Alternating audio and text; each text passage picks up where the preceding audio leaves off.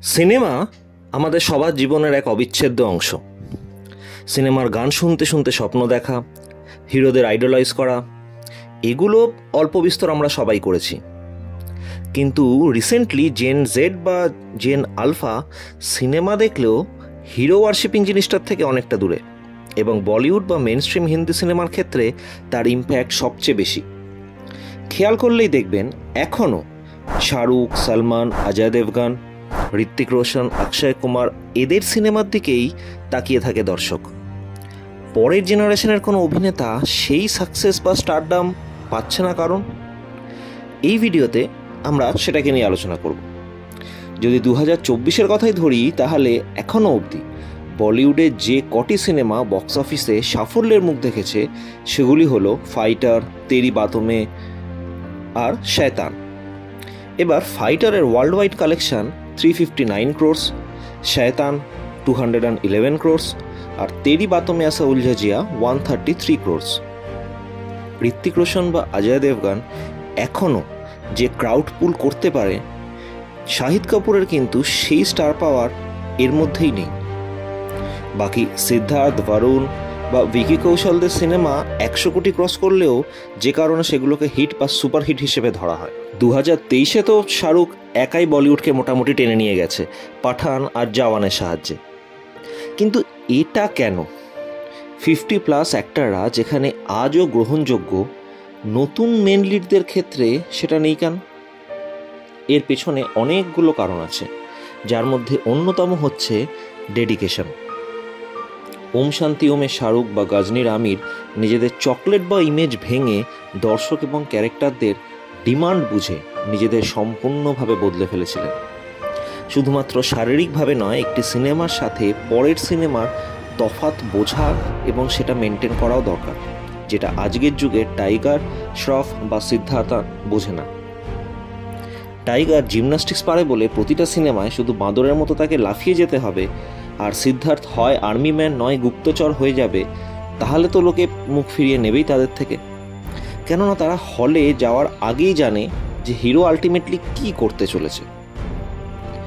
আরেকটা জিনিস মনে রাখতে হবে, এখনকার দর্শক কিন্তু গ্লোবাল অডিয়েন্স, তাদের কাছে অপশান অনেক। নেটফ্লিক্স প্রাইমের যুগে এঙ্গেজিং কন্টেন্ট না করতে পারলেই কিন্তু শেষ। এই জায়গাটাতে নস্টালজিয়া ফ্যাক্টরটা পুরোপুরি উপভোগ করে 90s-এর স্টারেরা। আইকনিক পোজ মোটামুটি সব ছেলেরাই উঠতি বয়সে করেছে। কাহো না প্যার হে রিলিজের পর ভ্যালেন্টাইন্স ডেতে 30,000-এর ওপরে লাভ লেটার শেষ ঋত্বিক রোশনই পেয়েছে।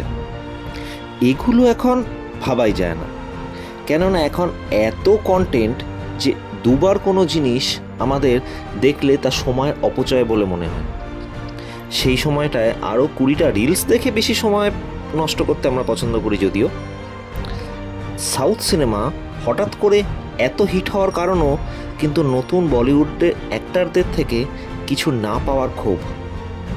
প্রভাস, অল্লু অর্জুন এরা কেউ কিন্তু নতুন জেনারেশনের স্টার নয়। সব শেষে যেটা ল্যাকিং সেটা হচ্ছে ভালো ডাইরেক্টরের। কোটি কোটি টাকা খরচ করে ডান্স ডাইরেক্টরদের দিয়ে বি গ্রেড মার্কা সিনেমা এ লিস্ট অ্যাক্টরদের দিয়ে যেসব প্রডিউসাররা বানায়, তাদের মাথার চিকিৎসার দরকার। পয়সা বেশি হয়ে গেলে চ্যারিটিতে দান করতে পারে, বা আমাদের মতো গরিব ফিল্ম এনথুয়াসিস্টদেরকেও দিতে পারে। অ্যাটলিস্ট বাগি 2 বা 3-এর থেকে বেটার কিছু বানিয়ে দেওয়া যাবে। মানে সিরিয়াসলি কেন? এত ভালো ভালো ডাইরেক্টরস আছে, নতুন ফিল্ম ইনস্টিটিউট থেকে পাস আউট স্টুডেন্টসরা আছে, সবাইকে ছেড়ে পার্সোনাল চাটুকারিতাকেই আগে রাখছে বলিউড। তার সাথে যুক্ত হয়েছে নেপোটিজমের তরকা। রণবীর কাপুর, ঋত্বিক রোশন, এমনকি ঋষি কাপুর, কারিনা, কারিশমা এরা সবাই নেপোটিজমের প্রোডাক্ট ছিল। কিন্তু এরা কোনোদিন কেরিয়ারটাকে টেকেন ফর গ্র্যান্টেড নেয়নি। খেটেছে, শিখেছে বলেই আজ তারা সুপারস্টার। কিন্তু এই পরের জেনারেশন এফর্ট শব্দটার মানে বলতে বোঝে শুধু জিম যাওয়া। আর চিজ যেটাকে মুভি কম নেপো বেবিসদের লঞ্চ প্যাড বেশি ছিল, 15 মিনিট বসে দেখা যায় না। কেন কেন তৈরি না হয়ে আসা কিছু পাথরের মূর্তিকে দেখতে যাবে দর্শক? অভিনেতাদের তো কমতি নেই ভারতবর্ষে। স্টারডাম নষ্ট হওয়ার একটা বড় কারণ কিন্তু সোশ্যাল মিডিয়া বটে। স্টারদের ঘিরে আগে একটা মিস্ট্রি, একটা অরা থাকতো। সেই কারণেই লোকে তাদের পর্দায় দেখার জন্য ওয়েট করত। এখনকার হিরো হিরোইনরা সকালে কি খাচ্ছে, দুপুরে কোথায় ফিতে কাটতে যাচ্ছে, জিমে কি করছে, সারাদিন নিজেরাই সেসব আপলোড করতে ব্যস্ত, রেলিভেন্ট থাকার চেষ্টায়। ঘর কি মুরগি ডাল বরাবর কেস আর কি।